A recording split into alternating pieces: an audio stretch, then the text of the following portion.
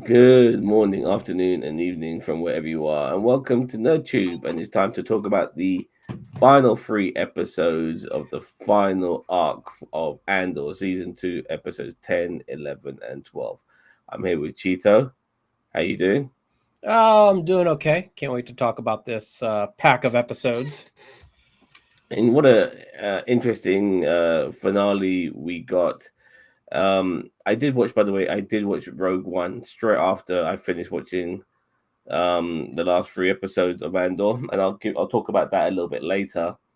But first of all, let's talk about episode 10, which was an entire episode with no Andor. The show is called Andor, hasn't got Andor in it. For some people, this is fucking blasphemy. For me, is you know what, we had to type some loose ends, and we did. And what I liked about Andor itself, just generally, is that because we don't see certain characters in Rogue One, doesn't mean that we have to kill them off, and I appreciate that. So, first of all, we have um, Galen, not Galen. So sorry, it's Luthen. God, I'm getting all my names mixed up. Luthen, um, having a moment with Deirdre in his shop. And I think Deirdre kind of realized who he is, and of course, Luthen also realizes that the Empire's onto him, so he starts destroying a lot of the evidence regarding, like, how they send information to each other regarding the rebels and all of that. Well, I mean, Luthen's probably seen Rogue One, and so he knows he needs to be done and gone by the time. So Yeah. And so, what did Luthen do? He does seppuku. He does Mhm. seppuku in his fucking shop, and he stabs so himself. yeah. So let me talk. Can I talk just broadly about this episode? Please. I really did not like this episode. I really thought this, like, if I wanted to tune in to like a Star Wars like like it just it yeah, he does the Sudoku in like the very beginning of the episode. You have a really good exchange between Deidre and Luthen in the beginning. It does that. Then they do the whole thing where they're trying to keep him alive, and then you've got Kaylin or whatever her name is, like trying Clara. to Kara, or, well, yeah, whatever, Clara, Clara, yeah. sneaking into the hospital to then again kill him, and it just felt bloated. It just felt I it just didn't work with me. And I look, if people liked it, that's fine.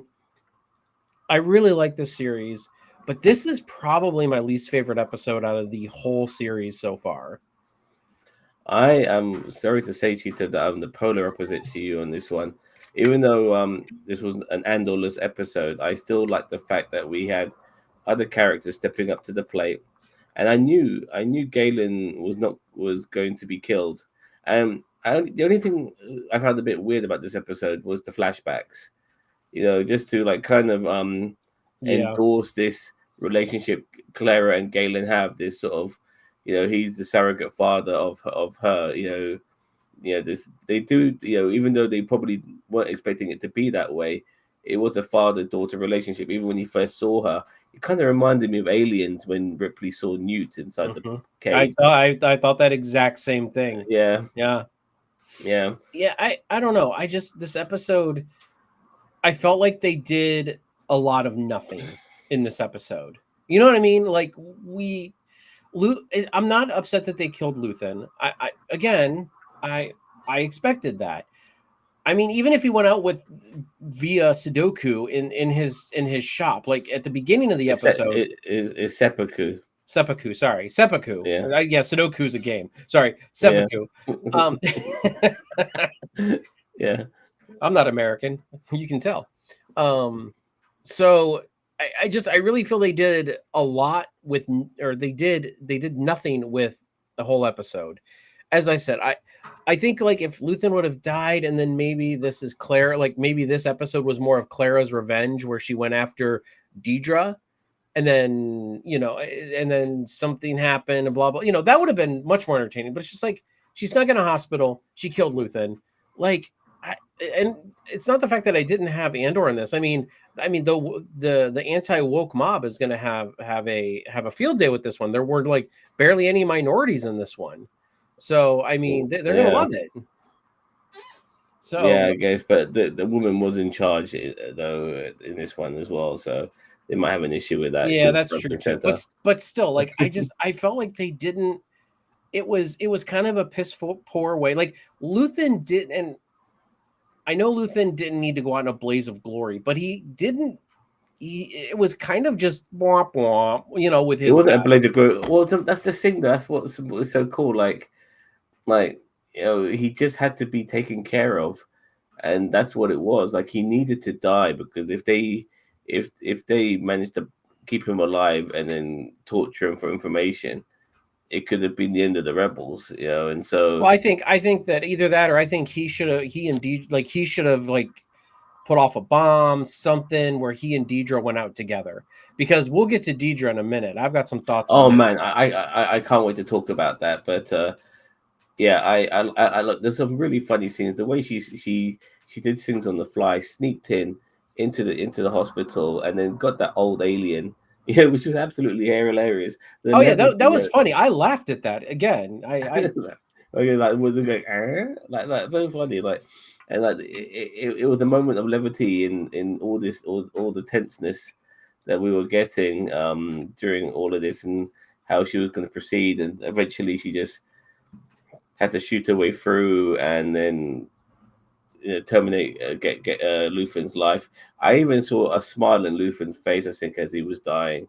Like this is what he wanted, and yeah, Luthen was gone, and Clara is kind of what's left of him, and she's on the run, and she's a very adept young lady, and she did what she had to do, and she ended up obviously breaking. She went into the one of those safe houses they have, the same one that Andor and Bix were living in. Broke down the wall and got that Morse code thing to relay the message, and it was really good. And then yeah, I just thought it was a good episode. I mean, this was the Luthen Clara episode. More, even though Clara had more to do in the latter episodes, we had to deal with the Luthen situation. He wasn't in Rogue One, but he was also very very significant in Andor. So how do we deal with that? And so this is how we dealt with it, and I'm totally fine with it. All right. So Daniel Vance has got several comments here. He says the woman who attempted to repair Luthen's comms was, I'm not even try to pronounce that. She was Bjorn's. Bjorn, it's Bjorn's wife in Vikings, and I'm sorry, I've never watched it, but I haven't gotten into Vikings. It was Vikings came out during Game of Thrones, and it was apparently a good alternative, but I never watched a single episode. Everybody got turned off from Vikings because of Assassin's Creed Valhalla, apparently. Um, he also said, we learned Luthen's name is Lear in Clea's flashback. There's a speech in King Lear that perfectly describes how Kayla views him. I think he quotes it here. Sir, I love you more than words can wield the matter. Dearer than eyesight, space, and liberty, beyond what we can be valued. Rich or rare, no less than life, with grace, health, beauty, honor. And as much as the child heir loved for or father found, a love that makes breath poor and speech unable, beyond all matter, of so much I love you. We love you too, Daniel Vance. Thanks. I don't think I'm getting wooed here, but yeah, I thought it was a great episode. I liked it, and I like how it ended as well. I thought it ended really well. Okay, well, I guess yeah, I'll agree to disagree on that one. Yeah. Okay, so Luthen's done now. I mean, a lot of the characters. Oh, by the way, I totally forgot the guy. Luthen was kind of blackmailing, Yeah. coercing, forcefully under duress. Like the way he just killed him on the spot. Said, "Yeah, I'll take care of you and your family." No, you won't, Luthen. He got all the information out of him and shot him in the chest and just left him in the park.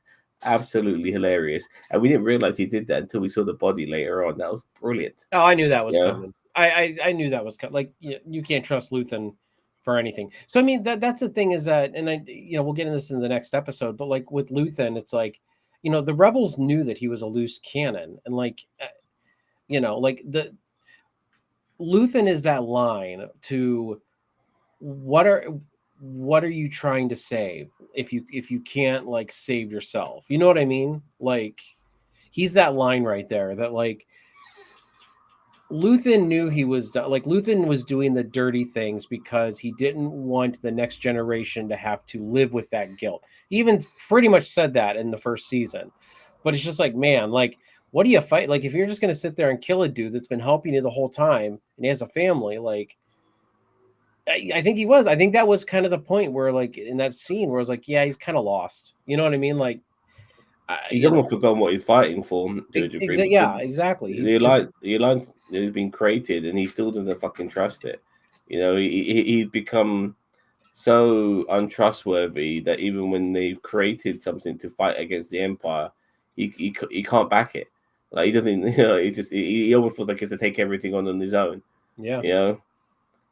Yep. Luthen and Saw are two sides of the same coin. Yeah. By the way, no, I'll get to Saw when we talk about Rogue One. I mean, he's in these episodes briefly, but he is. Yeah. So on to the next episode, and I think this is where people were really looking forward to the camaraderie of K2SO and Andor, and it's been a year later, obviously, and Bix is out of the picture, and Andor is now fighting with the rebels, and we see K2SO playing cards with them. Or was it Sabak? That might have been Sudoku.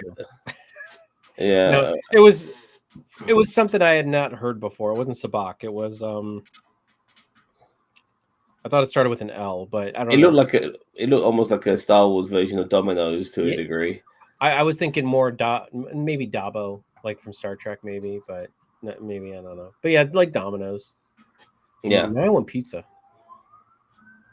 But yeah, it was pretty cool just seeing the camaraderie and they have with this droid and everything. And I think people have been wanting that for a while. And it was a bit of a shame that we only got 2 episodes of that to a degree, and even that was quite minimal from what we did get. Well, it's probably expensive also. Like they were kind of on a limited budget when it came to all this. So it also, like, I think that I saw one particular reviewer mention that how like they didn't want to necessarily lighten the tone too much because K2SO does bring a sense of levity to proceedings for how he talks, behaves, interacts with people, and obviously the show takes itself quite seriously. And so if they have too much of K2SO, it'll be very hard to take it as seriously as it is. Anyways, they get the message from Clara, and they decide now to go to Coruscant to who they believe Luthen is still alive. So they feel like, like especially Andor himself, he feels he owes it to Luthen. Doesn't even know that Clara's in the picture. He's just going there for Luthen, and he's trying to save him. And he takes with him, is it Melesh? Is that his? I think so. I think that's his name, Melish. And he was in Rogue One as well, and obviously K2SO. And they take the U-wing, which they end up crashing in Rogue One. But yeah, they take that and they go to Coruscant. But this time around, the Empire are also aware of proceedings because they have the damage board, which still has a bit of something to it, so to speak. And when Clara and Andor try to communicate, that's when the Empire pick up on that, and then they try to obviously, track Melshi, down. I believe Melshi is his name. Yeah, Melshi. Yeah, they try to track down exactly where the communications coming from within Coruscant, and this is a really weird moment in the episode because it's just about these two factions just coming together, Clara, and actually free to a degree as well as the Empire as well. And we're building up to that, and the whole episode is just about all three of them just coming together, and the way they kind of stretched that along during this episode. Um, I don't know, Mr. System. Cassian and K2SO's relationship was different in Rogue One. He didn't trust K2SO to wield a weapon in Rogue One. Um, yeah, I noticed that as well. Maybe seeing what he did. Well, no, he didn't really even. Did he even use the weapon in front of Cassian and in these episodes in that 11th episode? I know he had a weapon when he went upstairs, but did a Cassian see him use it? I just see it. Sort of, what I saw of him was like he mainly just was like throwing people about, and smashing. I was about to say he's more dangerous without a weapon than he is with. Sometimes I think like those K2 droids just they're nasty. Regardless, that is pretty much the episode of episode 2. It's just about like them stretching out this entire moment of them meeting each other and then getting together and stuff.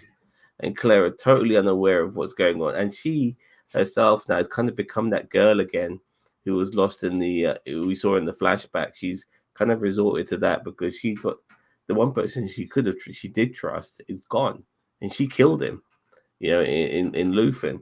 And so now she has to rely on people who she was very skeptical of, like Andor, for instance.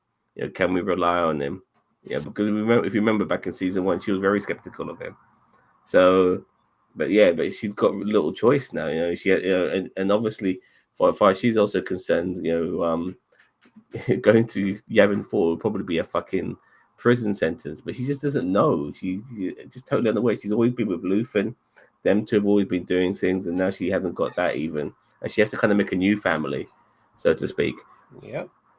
And when Andor does finally arrive there and sees her, and he finds out that Luthen's dead, obviously he's kind of gutted. But okay, fine, I'm taking you with me. We gotta get the fuck out of here, And then she doesn't, she's already very hesitant to go.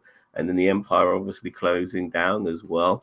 It was brilliant, really good tension. But then boom, the episode ends. That wow, the whole episode was just them meeting each other. That was it. Again, this is another example, and this episode was much better than episode 11 was much better than episode 10 for me. This one was a little bit better because there was actually like tension. There was actually more, the extraction. There was actually a firefight, for crime and sake. And yes, I know in episode 10 there was a firefight where she basically shot 2 people. But still, like it, I just. Well, the firefight happened in episode 12. Oh, sorry. You mean in the hospital? In episode 10? In the hospital. Yeah. Like that's why she just shot 2 people. Like, I mean, that was kind of really it. I don't know.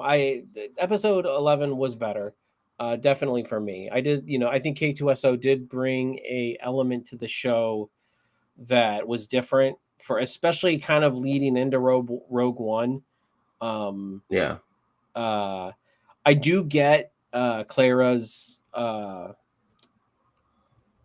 apprehension because Luthen's probably been in her ear the whole time about how these rebels, like, even though he struggled to start this whole thing, I think Luthen maybe was putting the bug in her ear that she can't really trust them, or they're too naive to be trusted. Like, they're good people. Can't trust anyone. Yeah, they're like too naive. Like there could be Imperials everywhere. And it's true, but at the same time, it's like there's a point where you're just like, okay, you either, can't trust Mon Mothma. You can't trust anyone. Like we saw that guy Tay in the earlier episodes of this particular season. In last season he was very much on board helping with the cause. This season he thought, fuck that, I'm losing too much money and shit's not working for me. And then what does Luthen do? He kills him off screen, of course, but he kills him. So. Yeah, I could understand Clara's apprehension of like joining this group, but let's just go straight into episode 12 now, and we get that firefight. They throw stun grenades and stuff like that. Nice corridor fight as well. They love their corridor fights, and we had one here. Was that 12 or was that 11? No, we're going straight into episode 12 now. Oh. I thought that was Episode all 11, episode. I thought okay. episode 11 ended just as the Empire were about to encroach on them, and Oh it really? ends. Oh, Yeah, see, it all kind of merged together. I watched it all in one night, so it kind of merged together. But anyway, please I continue. actually I watched episode 12 today, which is I watched the other two episodes yesterday, and I watched episode 12 today. But all right, so we get to a nice little action scene at the beginning, and it was a decent action scene. And I think because the action was at the very beginning of this episode, it kind of meant, okay, fine. Everything else is going to be pretty much an epilogue to get into Rogue One after that. So with them having to bust out of that, out of that safe house and get to their U wing as well. But luckily they got a K2SO at hand who did a lot of the stuff. And one of the military guys. And by the way, I totally forgot about this guy, and I apologize for that. He was the Empire guy who was doing the investigations, and he was willing to arrest everyone and anyone and stuff like that. And he got his comeuppance in episode 12. He was used as a human shield, ironically, and yeah, he got disposed of very quickly by K2SO by making him into a human shield. And even the subordinates of the Empire didn't give a fuck, that he was a human shield. They were willing to shoot at him and kill him if it meant killing K2SO as well. It was just a brilliant scene of just survival. I loved it. But yeah, K2SO takes care of most of those guys, and they get the fuck out of there, and then they go back to Yavin. But then we focus a lot after that on the Empire. For a start, Pendergast, like he's one of the guys who's been kind of in charge of a lot of these investigations, especially into the rebel cause. And you can see the price of failure now when it comes to some of the members within the Empire, Deirdre as well, who has been arrested, and not only that, but been interrogated, because we all, by watching the show, we all know where she stood. She was innocent, but she kind of went against the grain and did things not by the book, and undermined the Empire themselves by doing things behind their back, and by in order to, in a way, almost start a rebellion in order to get the rebellion. Start a rebellion to actually stop a rebellion. That's what she was kind of doing. But by doing so, she incriminated herself, ironically, by making herself look like she was part of the rebellion herself. And that was the genius of it when it came to the conclusion of her arc, which was absolutely brilliant. I know you didn't like it. Yeah, I don't know. Her winding up in the prison, it just like what the same prison, the Nikita or whatever it was called, for prison that Andor was in season 1 was just like, and it may not have been the same place, but it looked the same.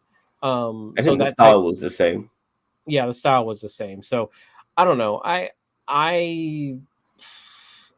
it was, again, I felt like they didn't do anything with like these characters. Like Cyril at least like had this epic moment with Andor, and then he died. Like it was very epic. It was very meaningful to him, even though. And then the greatest part of that is Andor's like right before he dies, right before the lights go out in his head. Andor goes, "Who the hell are you?" or "Who the hell are you?" And just you see like Cyril's like just spirit leave, and it's like, what happened with Deidre? Like she gets interrogated by Krennic, and then we see, I think the next time we see her, at least mostly the next time we see her, is she's in a prison, or maybe there's one other interaction with her, but like that's it. And it's like, what, you have this character that you've built up over 2 seasons, 2 great seasons. She's a great character. You've done so good by this character, and then you just toss her in prison. And I said she didn't have to die. She didn't, but at the same time, it's like, what? Look, What? her moment. I think I disagree. Like her moment with Krennic, and the way Krennic spoke to her, said, "You know what? Maybe you didn't realize, but your actions, you were probably better off being a rebel spy, even if you say that you weren't. Because of what she did. She unintentionally helped the rebels, but she was doing that in order to capture them. She was No, doing things behind the Empire's back, and she got caught. And she got caught by the Empire doing this shit, even though she was trying to help the Empire in the first place. I thought it was brilliant. no, she was caught in the signal chat scandal of of the Empire. Like it's, Yeah, Hillary's emails. Yeah, I get it. Yeah, I mean, it was her version of that. no, I was more talking about well, I guess adding like the wrong person to Well, the her and signal Pendergast, chat, like right? her and Pendergast. Remember in the previous episodes when they had like the French, sorry, the Goran version of La Resistance stealing all those weapons. Mm-hmm. They saw and they let that shit happen. Yeah, Mm-hmm. they could have stopped it, but they let that shit happen because they were trying to get information on the rebels and all of that.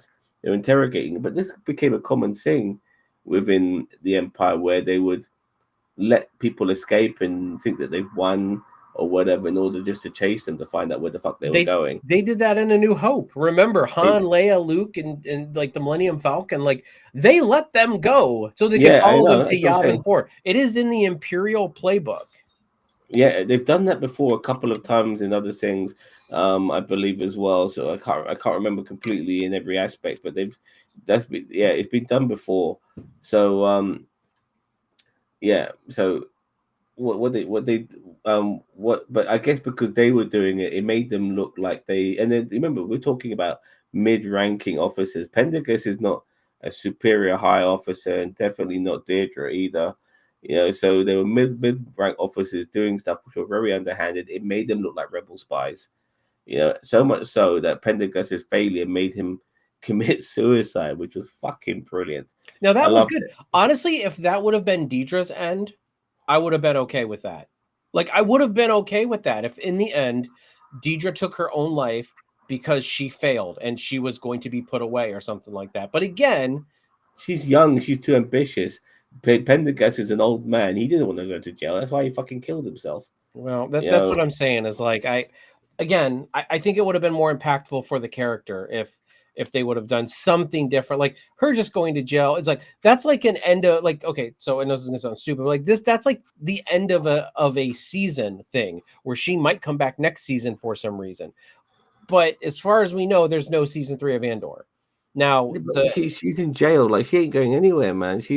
well, They've got no, to. think about it. In less than 5 years, the rebellion is going to uphold the empire. So if she survives prison, or if they don't kill her, like in between now and return the end of Return of the Jedi, she could be released. Yeah. Well, we'll see. I mean, there's a possibility, but then what? Like what's it? She's just a tiny But no, cog but in the that's what I wheel. mean. That's why I'm saying like this felt more like the end of the season for her because there's a possibility she could come back. But it's like again, I almost would have rather like as I said the suicide angle or the um oh the You want to deal with that, Daniel? Um, no, he well, can't. Daniel It's can't on see it. kick. He can't. It's on kick. Anyway, Right, fair. Yeah. so yeah, I don't know. I don't know.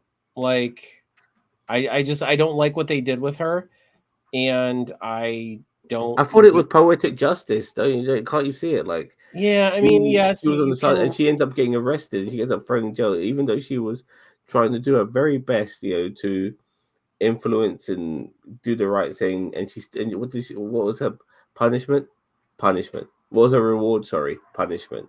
I mean, she got thrown in jail. I just seeing that and just seeing her there, brilliant. I loved it. And whatever happened afterwards, whether she gets released or not, she has too little influence to ever make an influence again after what she did. She'll have a criminal record or whatever the Star Wars equivalent of that is, being a former Imperial officer. Yeah, she'll never get a chance to make an impact like she once did. You know, so but we get a moment, by the way, which is really weird because Tony Gilroy confirmed that Vel becomes the top commander of the Yavin base. Okay. I did like I said, the interrogation of Deirdre by Krennic, but I thought that was just done so beautifully. It was brilliant, and it's what fucked her over. But let's get back to the good guys now. We have a moment where a lot of these characters are sitting around the table, and then some of these characters, they're the one they reprise their roles from Rogue One. A lot I of them, just the ones that, yeah. I just want to say, Andre, I had the exact same thought. I wasn't going to say it, but I agree. I think she would have made a great lieutenant to Grand Admiral Thrawn. I really, I Well, really, I yeah, really believe if that. unfortunately for her, that would be if you understand where Thrawn is at this particular time. This is There's no true. chance of that happening. No chance of that happening I mean, either. but he is coming back, and maybe. So think of it this way. So okay, so Thrawn goes. Spoilers, I guess, for Rebels and Ahsoka season 1. So Thrawn goes into the other galaxy. Okay, he might have known and been watching Deidre, you know, like prior to him doing that. He would not have known that she was thrown in jail because at this point Thrawn is now in the other galaxy, like just recently. Because I I think wait, when was the Thrawn thing? That was right before A New Hope. It was at the end of Rebels. So yeah, so at the same time Thrawn's going in there, this whole thing's going down with. So Thrawn probably doesn't know that Deidre's been now. If he was watching her, like in admiring her, whatever she was doing, and then when she comes back, or when Thrawn comes back, the Empire's been gone for 5 years or 3 years or whatever it is at that point. So maybe Thrawn will seek her out. That's just I was thinking that earlier and I didn't want to dive into it, but since Andre I think you Andre guys brought are it, giving Deidre way more credit than she deserves. I think She ended up. no, I think she needs the credit she deserves. I think she's a good character. She's a good character, but you make her sound out to be this fucking mustache twirling fucking um Moriarty type of superior bad guy with a massive brain to match. I totally disagree. She is not as smart as she thinks she is, and she ended up falling flat on her face because of it. Once the Empire falls, that prison would be decommissioned. She will either be part of the Remnant or part of the New Republic amnesty program.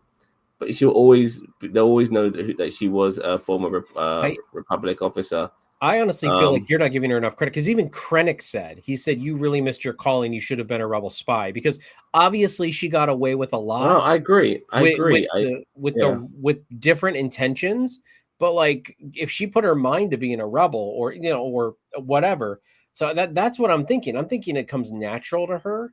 And yeah, did she make a big mistake, about the emails? Yeah, but I mean,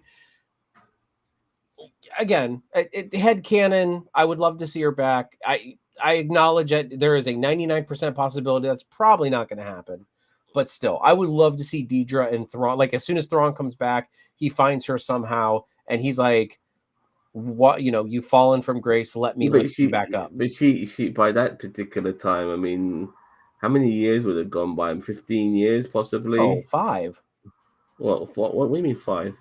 How long was it between A New Hope and the end of Return of the Jedi? Yeah, I mean, it might have been like 7 It's years.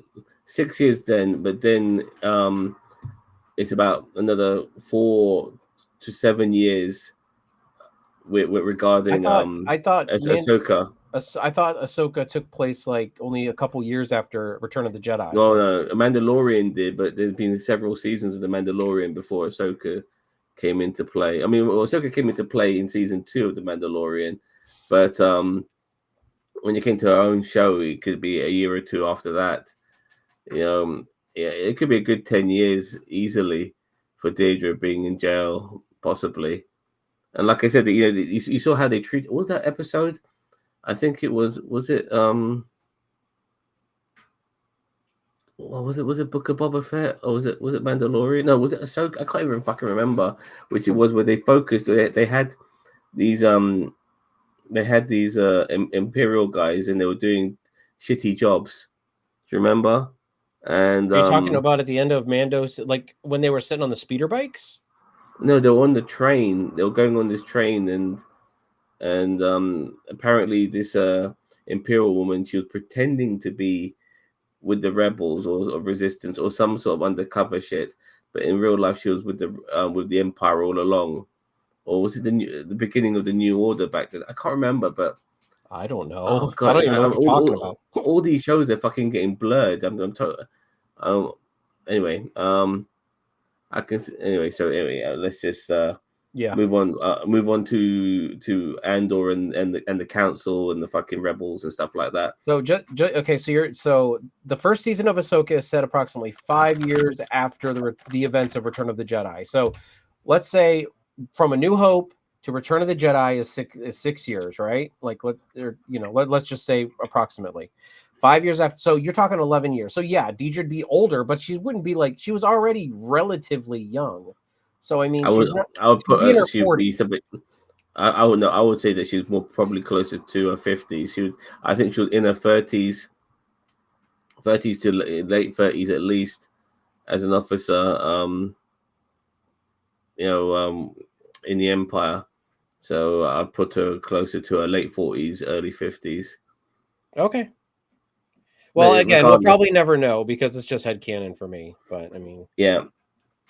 So Andor finally brings up the fact that there's a super weapon, called the Death Star and stuff like that, and everyone's sitting around the table going, "Death Star, Death Star, what are you talking about? This is so silly. The Empire were trying to make energy. They're trying to do some energy scheme. They weren't trying to make a super weapon, but all the things they were doing, the mining on Gorum and getting kyber crystals and going to Jeddah and shit like that was all to do with creating this super weapon. And funny enough, Andor himself never realized that he was helping making that super weapon himself back in season 1 of Andor when he was in jail.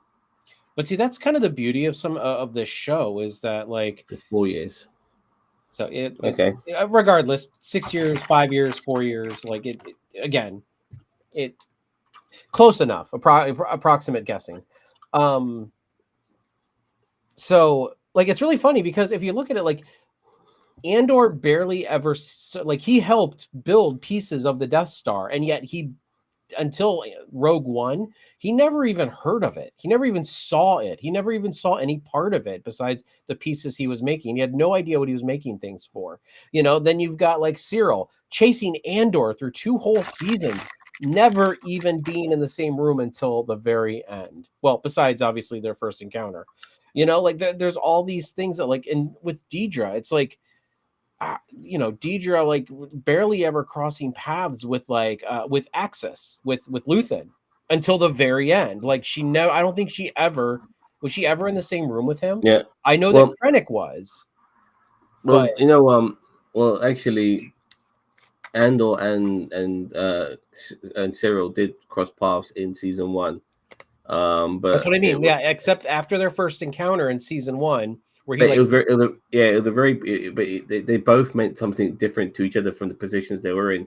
Like Andor had Cyril from behind, and he just pointed his gun at him, and I think he was just trying to use him as a ploy to escape or to access something. I can't really remember. It was season 1, but what happened to Cyril because of that? He ended up losing his job, and it was Andor that done it, and Andor left a stain in his mind, forever Mhm.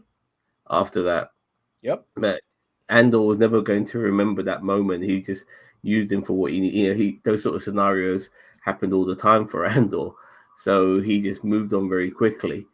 But for Cyril, yeah, it stained his mind, which is why Andor couldn't even fucking remember him when Yeah, they had their that's what fight. I mean though. That's the Yeah, poetic the poetic justice of it all. Is that, as I said, so I don't know. Okay. Anyway, moving on, I guess. well, Galen Erso's name got brought up as well. He's the guy who creates the Death Star, and who had the idea of making the Death Star, the plans and stuff like that. And it's like you could see like within the rebels how rebellious, ironically, Andor is. When it comes to following orders, but all the Yeah, he's best basically heroes. Han Solo. He's basically fucking staff. The main characters in Star Trek. Fuck the orders. But yeah, he gets a bunch of guys together, and then they go off to, oh god, the name of that space port, which is where we see him at the beginning of Andor, but he has to go there because there's Tashi, you somebody mean at the end of Rogue One at the beginning of Rogue or One. beginning of Rogue One? You said beginning of Andor. Yeah, Um, sorry, it's fine. if yeah, somebody can remind Tashi me. Station. It's not Yeah, Tosche but Station. I'm just he needs to go there.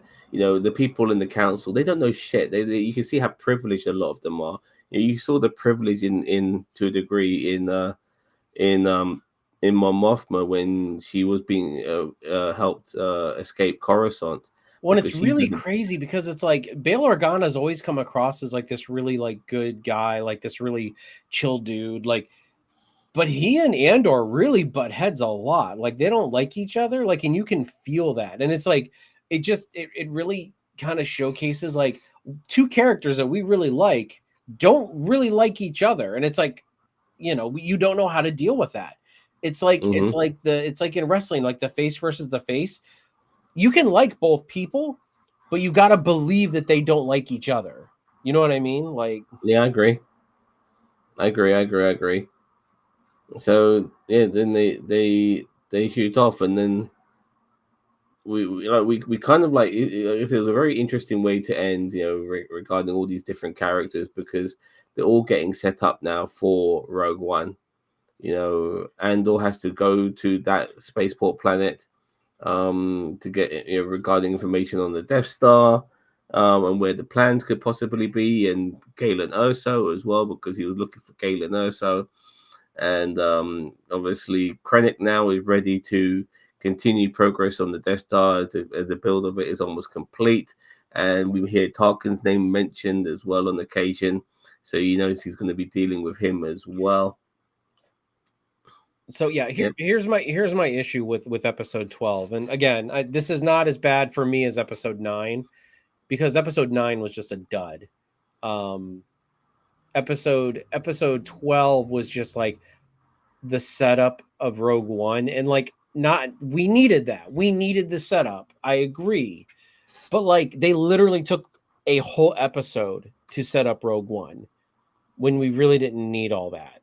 Like, I really felt like there could have been something else here that really put some stakes at the end of the season and the series, other than, well, we got to get these people there. Like, put like some kind of skirmish, like somewhere, is it? Well, that's why they did it at the beginning of the episode. Like they had their massive set piece at the beginning of the episode. That big moment, with the firefight in the hallway Oh, at please. That was the. like four guys. Like four No, but guys, and it's a K2SO like television show. dismissed them without a problem. So I mean, that's It's a what I'm bit like saying. It just it's a it bit like. fizzled out for me. And I again, I don't need some big epic space battle conclusion.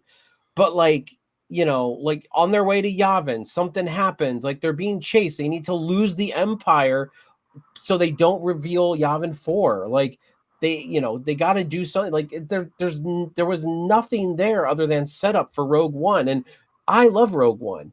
I love this show.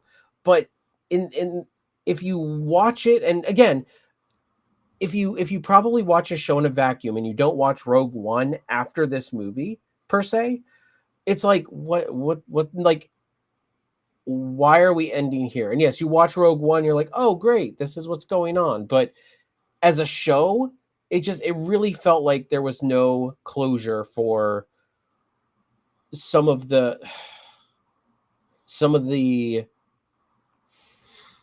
scenarios that were built in this show. Not leading into Rogue One, not leading into A New Hope. I'm talking about some of the stakes for this show. Deidre's story fizzled out. I'm sorry. I don't like the way that they, even if something happened and she went to jail because maybe she actually did join the rebellion or she tried to help the rebellion or something, would have been more than just her mistakenly receiving an I email love that that though. got out to somebody. No, I'm sorry. That's just not, like, maybe that could have been the reason why she turned, but they just did nothing with it Oh, besides no, she throw never her in turned, jail. dude. It was a case of her ambition and her conniving ways of doing her job as somebody within the empire made her look like she was a rebel spy, even though she wasn't. It was a case of mistaken identity almost, but it backfired from her, and they're not going to take any chances.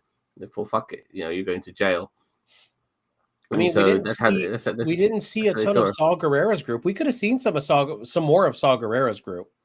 You know what I mean? Yeah, Like, to see why that they are like. yes, we got that time with them in that one episode in the last block or 2 blocks ago or whatever, but it's like we still like they're on Jeddah now. Like what's going on Jeddah that, and I know there's a whole Kyber crystal thing on Jeddah, but it's like we could have seen more of them in one of these 3 episodes again, like give us a reason to still think that this guy is still crazy. And I know the conversation with the council was kind of I again, Did they mention about an Imperial pilot defecting? I can't remember. Did they bring that up I as don't think well? so, but maybe they did, but I don't think so. Obviously that was played by Riz Khan in Rogue Yeah. One. Mm-hmm. But yeah, I like the fact that like Mon Mothma's cousin, whose name escapes me, and obviously Clara, they didn't get killed off. They're just going to be in the rebels now. Yeah, They're going they're to be gonna part of just rebellion. fade into the background. Yeah, exactly. I have no problem with that. Because sometimes there's only so much you are able to do individually before you just become a cog in the wheel. I wonder what happened that made Galen leave the Empire before Krennic came knocking. I think the fact that he was making a weapon that kills, and I think his conscience made him leave the Empire.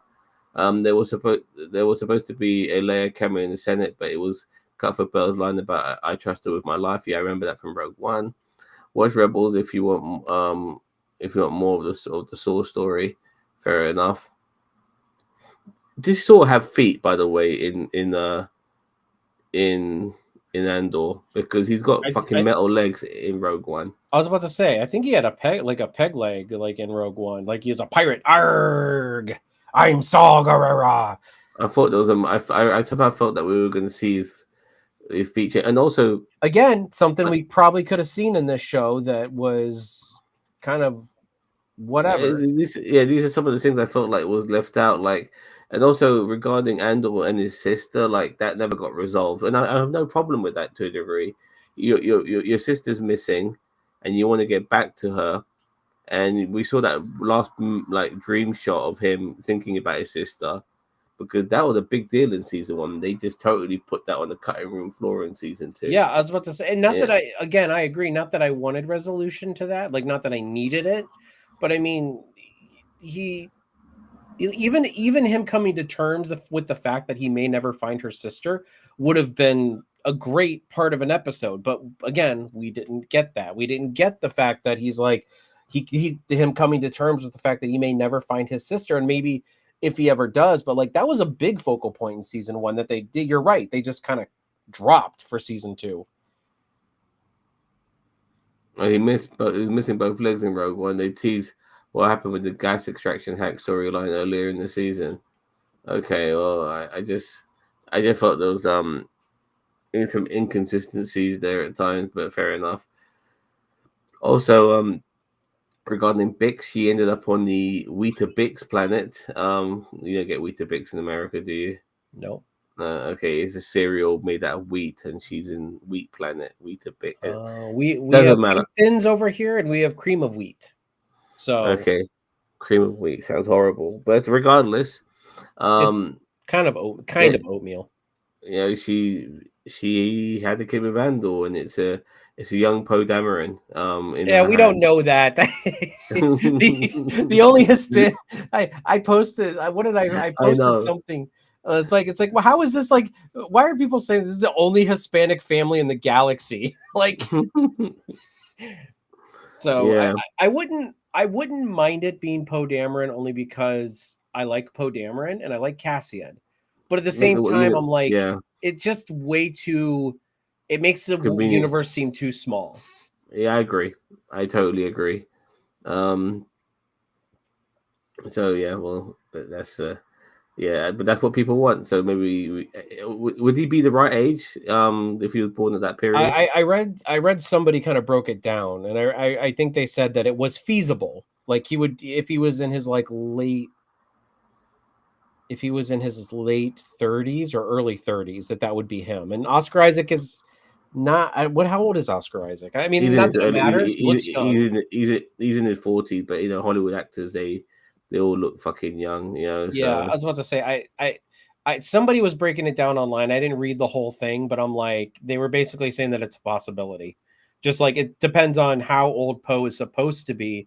And I know they don't really mention in the sequel trilogy, but I listen. I love Poe Dameron. I would love a Poe Dameron show. Like Andor season 3 turns into like a Poe Dameron show, but I want it to take place after the sequels, not before. You know what I mean? Like I'm kind of done with prequelitis. Let's move forward, not backwards. I agree. Yeah, and we'll see. I know you've done with prequelitis, but it's more to do with different time periods. In obviously the Empire period is the period they like to delve in the most regarding um all the shenanigans that happened. And who knows, we might get Bix back on our screen again in the capacity. See, I liked her ending. I liked her story, like her going off because she was, pregnant. Truth be told, I didn't really think of it that way. Like I know people were theorizing that she was pregnant, but I'm like, nah, I don't think so. I don't know why they just didn't really it didn't really strike me they were going in that direction. So when she showed up with the kid, I'm like, oh, so they did go that way.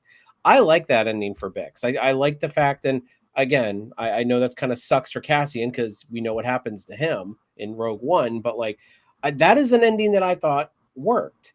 I did like that Clara just kind of folded into the rebellion, uh, you know, but yeah, I don't know. Deidre and Luthen's death. Not that they die, or I'm sorry, Luthen's death and Deidre's end of the season, really bothered me, and it just didn't. It did not feel. It felt like they just needed to put them. Well, Deidre felt like they just needed to put her somewhere so she's not like because she's not in the movies, and then like I Luthen like I needed to said, die, but it's like they really crapped the bed on that one. I no, but thought I thought it was really dumb how they not did it. everyone needed to die, and some people's way of getting them out of the films or out of anything, but at the same time making them possibly come back, as you guys said, is throw her in jail. So I thought it was a clever way of dealing Again, with that situation. if they threw her in jail, they should have done something more than her just sending bad emails or receiving and not reporting bad emails. Again, Dude, it's just it's the Empire, man. They're throwing. I mean, they're about as bad as fucking what the presidency you currently have under Donald Trump. You know, what I mean, you got a listen. I feel fucking like she should have wrong tat, like tried to but the kill wrong Krennic tattoo, or you something. you get fucking jailed for life in El Salvador for having a mum and dad tattoo on your fucking hand. Yeah, well, So that's the sort of like regime that they're in. So no room for mistakes. That's why Pendergast killed himself. That's why like even people like we seen in Darth Vader in the movies, like you fail as a general, boom, you get fucking force choked from across the galaxy. Caleb makes me want to see Mara Jade even more now in the Star Wars canon. Well, if that does happen, mate, you can call me whatever you want. So yeah, if that's possible, I doubt it, but we'll see what happens. I personally hope they erase the sequel trilogy. It's a shame what they did. It didn't work out. It's terrible. Everyone fucking hates it.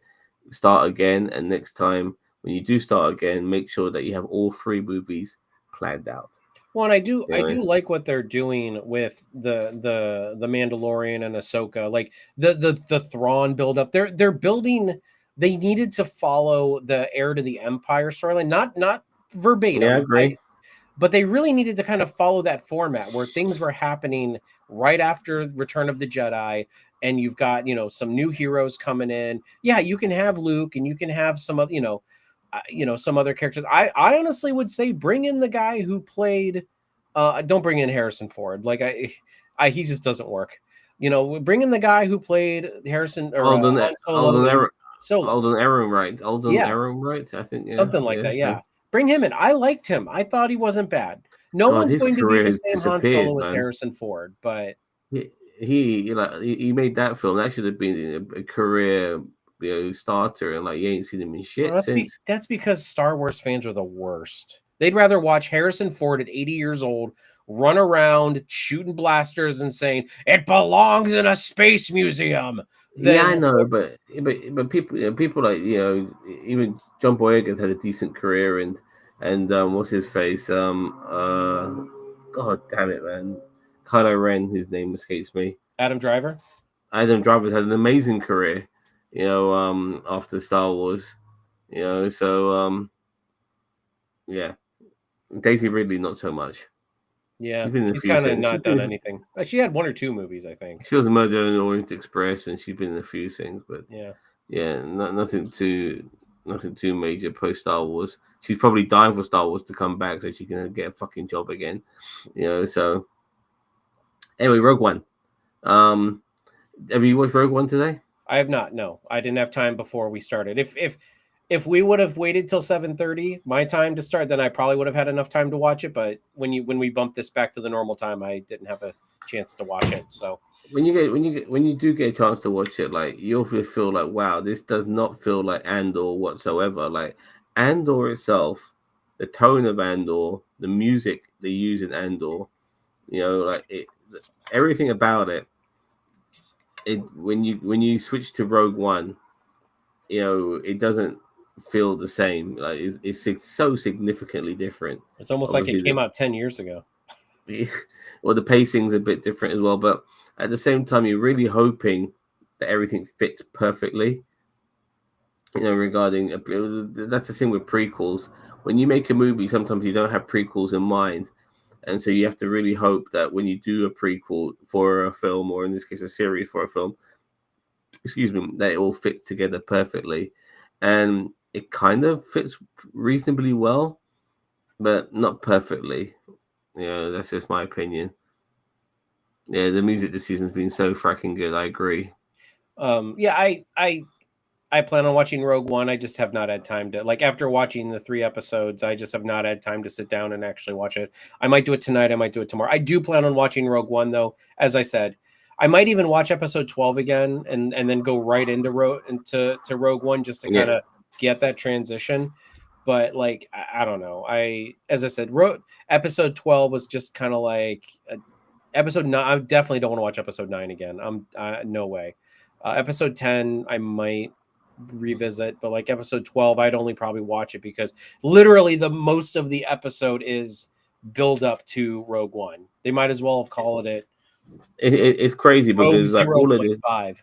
all of this, like the beginning of Andor and it being the setup for Rogue One, and then Rogue One itself being the setup I for a New Hope. I well, would I I haven't. I really feel like that this series could have been like a true blue birth of the rebellion series, like, but they didn't, and I get it, the show is Andor, I understand that, but I really felt like they missed a trick when it's like they could more focus on like on Andor building the rebellion. Even though in like season 1, yeah, he comes from humble beginnings, he's not exactly the greatest guy, we all know this. Season 2 could have been way more focused. Like the first 3 episodes of this season was like just whatever was going on. Like we there should have been an episode, the first segment of episodes this Well, season. my moth for dancing and getting drunk and stuff like that. Like, yeah, Like that. the first block of this season should, like, the first 3 episodes should have been finalizing things. Like you could have had them go to Yavin, but like, like have the rebels like basically stumble upon Yavin in that episode, and that's when that starts. And then the next episode, the rebellion's getting a little bit bigger. They're building the base. They're doing, but no, we waited till like We didn't like the Lost Boys and the Star Wars version of rock paper scissors, yeah, and instead of that crap. Like again, the season was well written, but the execution of what they were trying to do just didn't work for me. They weren't working towards, like, as I said, I would have appreciated the show more if it was like the the inception of the rebellion rather than Andor himself. And I get it, it's called Andor, but at the same time, I'm like, you could have done a birth of the rebellion in this show and still like made like the rebellion almost the main character, and Cassian's like our lens to that story. I guess we get that in shows like the Rebels and stuff like that to a degree. So, But this one was just very concerned with Andor being Andor, like like being the yeah, guy well, who's not. it was, He did not they had become to. a team player until like the last 2 episodes, and even then, he was running off doing his own thing. Well, that's the thing, because when you watch Andor, sorry, when you watch Rogue One, at the moment he tells so I've been fighting this fight for since I was 10 years old. And I'm thinking to myself, have you? Like, are you just saying that because you've always gone up? Are you saying that as a rebel, and the rebel hasn't even been around since you were 10 years old? Or are you just saying that you've been fighting The against Empire. Imperial forces? But then again, surely you're too old looking to be fighting it since you're 10 years old, because there's no Empire when you were 10 years old. So Well, and what the that's the fuck other are you? thing is like with Deidre, is like Deidre said that she was raised in an Imperial Kinder block. Deidre, if she's like in her 30s, like the Empire's only been around for 15 years. So she was Well, 15 when she was 15 when she was in a kinder block. Like, I know they said that she was taken in at like, now if she would have said I was taken into a Republic kinder block when I was 3, then transitioned into an Imperial kinder block. But it's like there's literally like that's kind of one of the biggest plot holes in this whole show when people yeah, talk about Deidre. because the Empire, the total time the Empire was around was about 24, 25 years max. You know, I thought somebody said 15, but I'll double. or the length of the Empire. Yeah. The Battle of Yavin happened 19 years into the Empire's rule. Um, and then obviously Return of the Jedi is when the Empire finally ended. Yeah, 20 years. So yeah. So Oh, the end 20 years. No, it's got to be more. It has to be more than 20 years, it says because 20 years. Emperor, okay. 90, In the Star Wars 19. canon, the Galactic Empire ruled by Emperor Palpatine was in power for approximately 20 years. Palpatine declared the new order and established the Empire at the end of the Clone Wars at 19 BBY, and it was overthrown by the New Republic after the Palpatine's death at the Battle of Endor in 5 BBY. So 15 years, like with from so the end of 19 BBY and then 5 after BBY, isn't it? yes, ABY. It- So yeah, but so that is 24 years. That's 24 years. so then why does it say that Palpatine was in power for Eh, approximately 20 years? I don't know why. Well, maybe the Senate or whatever, but um, it's 24 years then. That's what, because he wasn't the Battle of Yavin happened in 19 years into his rule, and then 5 years after that was Return of the Jedi, which is when he finally got killed off, which is 24 years. 19 years from the Empire's birth to the battle. Okay, so The Battle of Yavin is 19 years into, but that wasn't the end of the Empire.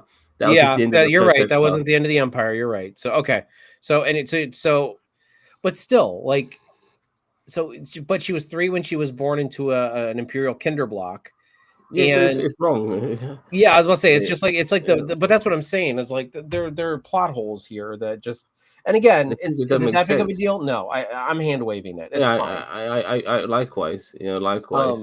And I But agree, Daniel. but I think that Deidre could have been Cassian's sister, except for the fact that oh, no, no, no, no! Deidre does not have enough pigment to even be remotely close to and related to Andor.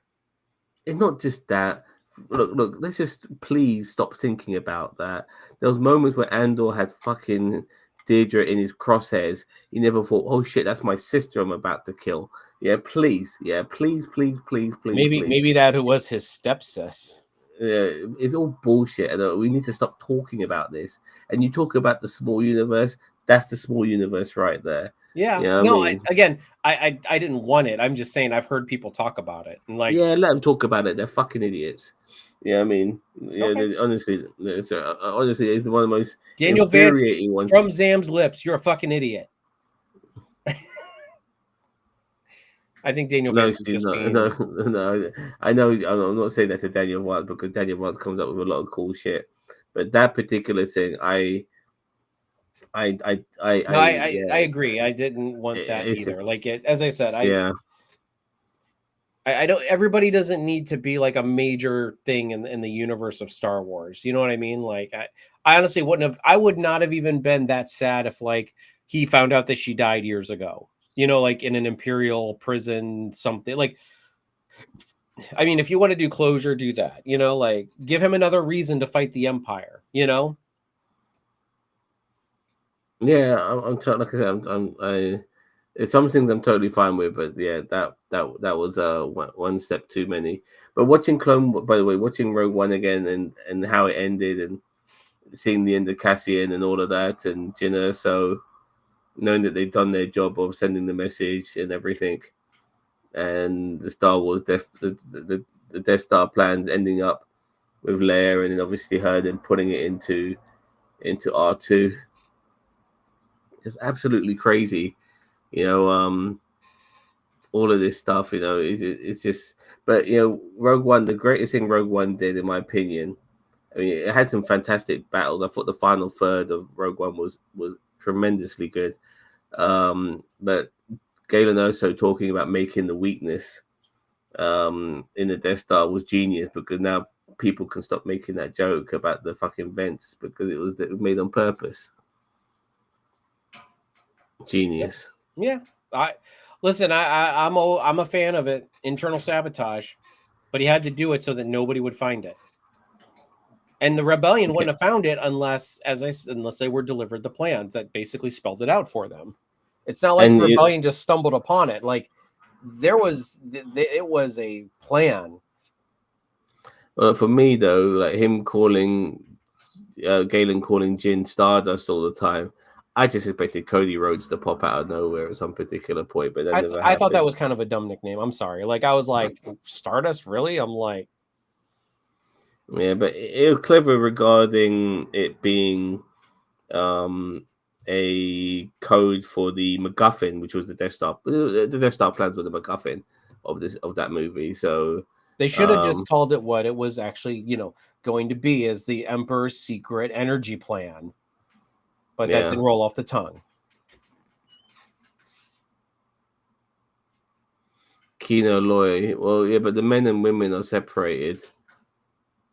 I also think they implied that he died because like I, He Kino couldn't Loy, swim. like I think everybody, I think he fell, didn't he? Like he fell off the edge and he No, couldn't swim. he didn't. He didn't jump at the end. Andor jumped, No, I and know he he did, didn't. but I thought they kind of implied that he got knocked off because everybody was trying to run off and I thought maybe I'm wrong. I don't know. I'll have to watch the episode again.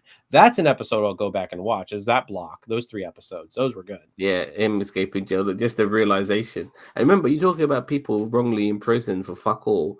That's what happened to Andor. The guy was like minding his own business, and then he gets thrown in jail, even though he's actually on the run. But they imprisoned him for other things, Yeah. and then How dare they put him in El Salvadorian prison without doing anything but wrong? they gave him like yeah, and that prison itself is a death sentence. They don't let anyone go. You work there till you die, Yep. and And then they put you they put you in the meat patties for the next day.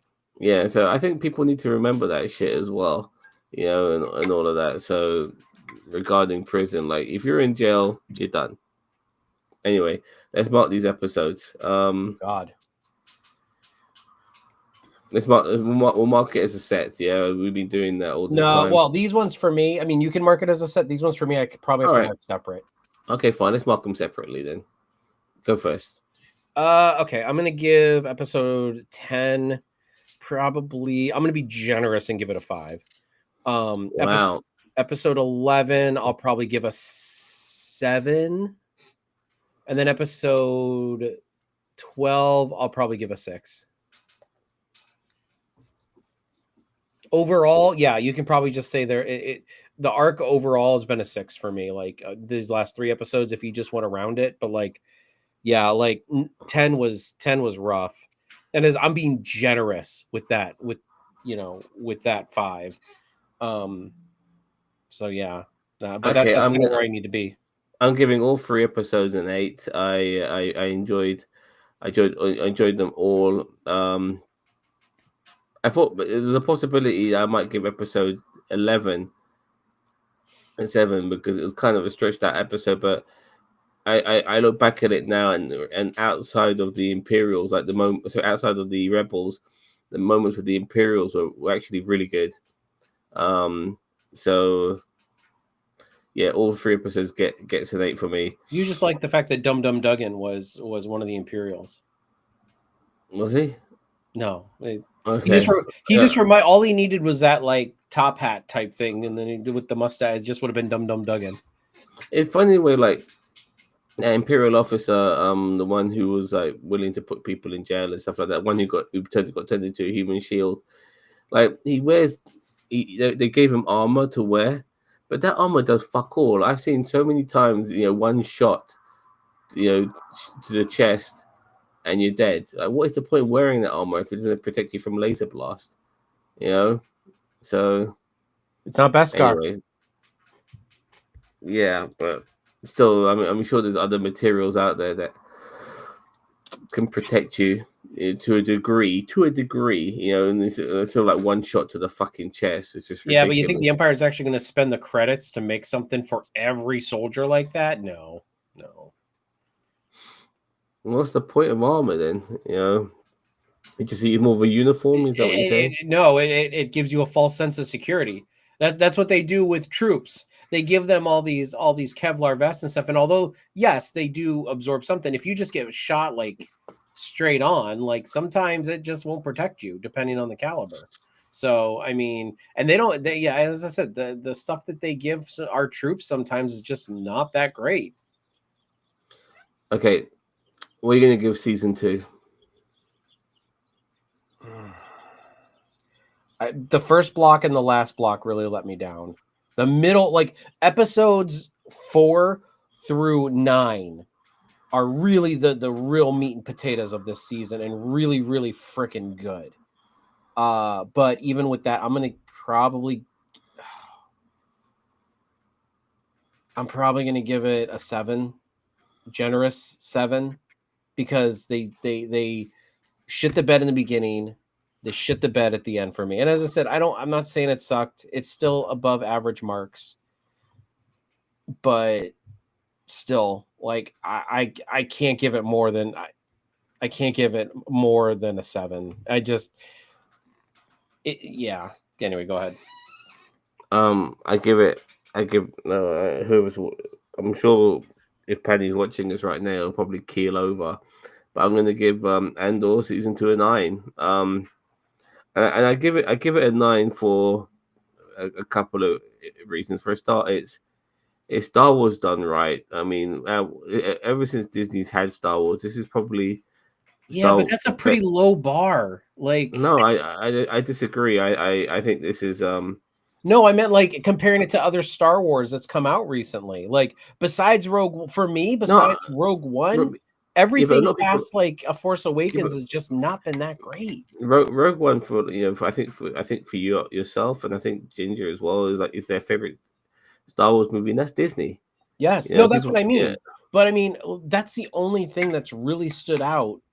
What I liked about it, this was really good Star Wars without having to, like, this is Star Wars for grown-ups, and I love it because Star Wars has a place for grown-ups, and I was watching Angry Joe earlier today, and one thing he also mentioned, and I agree with this, but two of my favorite Star Wars books are horror books.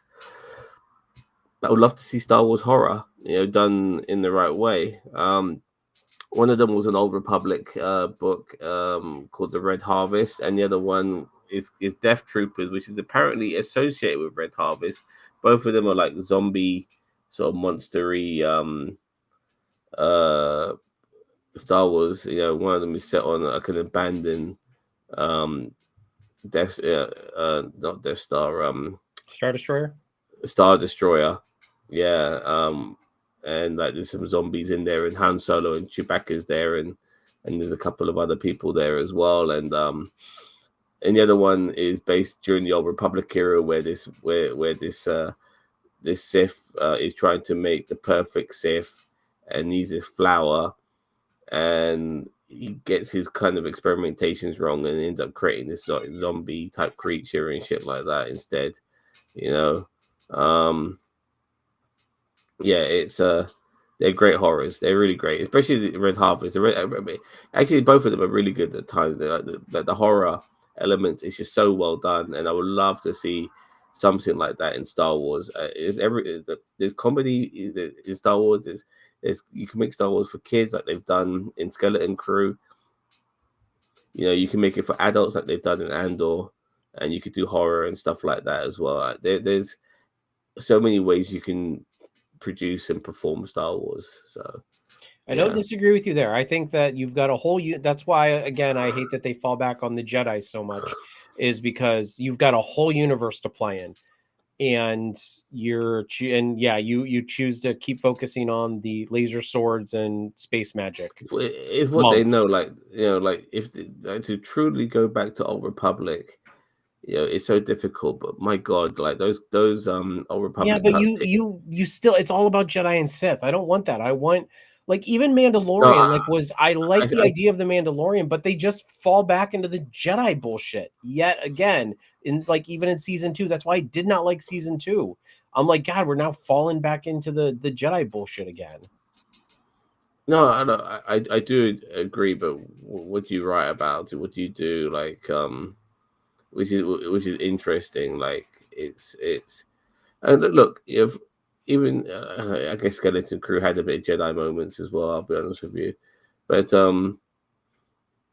what do you do? Like, I mean, how do you like? What sort of shows do you do? Do you shows about scoundrels and stuff like that? Well, you Yeah, had that in Rogue One, like the the black trade, the the Black Suns and all of that. no, the Red Suns. But, like, yeah, you could do something Is like it that. Like, Red I'm talking Suns? about the Okay, black, like the black market, like the black usual, trade. yeah. And the original concept of the Mandalorian, like a bounty hunter who's a Mandalorian, like, not, obviously we can't do that again because obviously that would just be repeating, like, but still, like, the original idea of the Mandalorian was so good. And I liked the Oh, first season of the Mandalorian, but then the second oh. season, it just, like, did the whole Jedi bullshit stuff. And I'm like, Well, and then look, Luke showing up, and I'm like, God, just stop. the problem with the Mandalorian is that they tried to make a Boba Fett show about Boba Fett, and then he ended up being more popular than Boba Fett. But then when they finally did decide to focus on Boba Fett, instead of turning him into a bounty hunter again, they turned him into a crime lord. I want to see these guys be bounty hunters, Yeah. and There we was one very rarely. episode of Book of Boba Fett where Mandalorian was doing bounty hunting, and I liked it. It was the greatest episode in, Yeah, but then he the got out of Grogu all of back, and then Mandalorian that's thus far. at the beginning, I think the pilot episode is fantastic of the Mandalorian Oh, I because agree. I love it. Like, as I said, there's it's just there's once. no Grogu, Well, and you know. even with Grogu coming in, like, I didn't mind him so much. It's just when the show became about him, like Grogu, not Mandalorian. It all became about That's why I like season 3 more than most people, because at least they went back to, like, the Mandalorian roots, and they focused on something other than the little shit. Oh, thank you, in Keys. Um, yeah, I agree. Yeah, I wanted more than just. I didn't want. I just wanted him to, to get people, capture Oh, them, put them in carbonite, and all of hold on, I'm that, popping it. and get banned. Yeah, right. We don't have Vemo, by the way. Why don't you just come on YouTube and do a super chat? I have You know, Venmo. You can send me and some money. I'll pop a zit instead. Yeah, we 50 can to pop a strip. zit. 50 to oh, Oh, baby. $50 hold is on. $50. See, I've got this grape right here, which I've been chewing on. And I can strip this if you just give me a bit of time. 35 35 view helicopter, man. No, like Ric Flair did Right? on the plane ride from hell. Look, All I'm right, stripping this, by the way. let's wrap this bad boy up. We got trailers to react to. Oh yeah, we do, don't we? Yeah. All right. Well, thank you very much then for Before watching this our guy, like, podcast. starts offering us $100 to, like, bone each other live, because Yeah. Like I said, join us on YouTube, mate. NerdTube on YouTube. Yeah, NerdTube stream has NerdTube. gone private. Yeah, yeah. We'll be back talking about other things as well. We're going to actually now quickly do a review of reaction to Superman and what was the other one? Ironheart. It's gonna. I And have not. Ironheart. I've seen the Superman one. I have not seen the Ironheart one. I can't wait to watch it. It's gonna be so good. I cannot wait. Papa Titty. Is that your thingy account? Who, me? Your no Papa Titty. Like when you got like a second account. What's it called again? Like an Like you got alternate account? no. Okay, like there's a slang term for it. Like I don't you know. got a second account. Anyway, to bone each other alive. Problem is, I'm in the UK and he's in America. No, I we can can't make it reach that work. long. We can make it work. Can you react to Squitty? What the fuck is Squitty?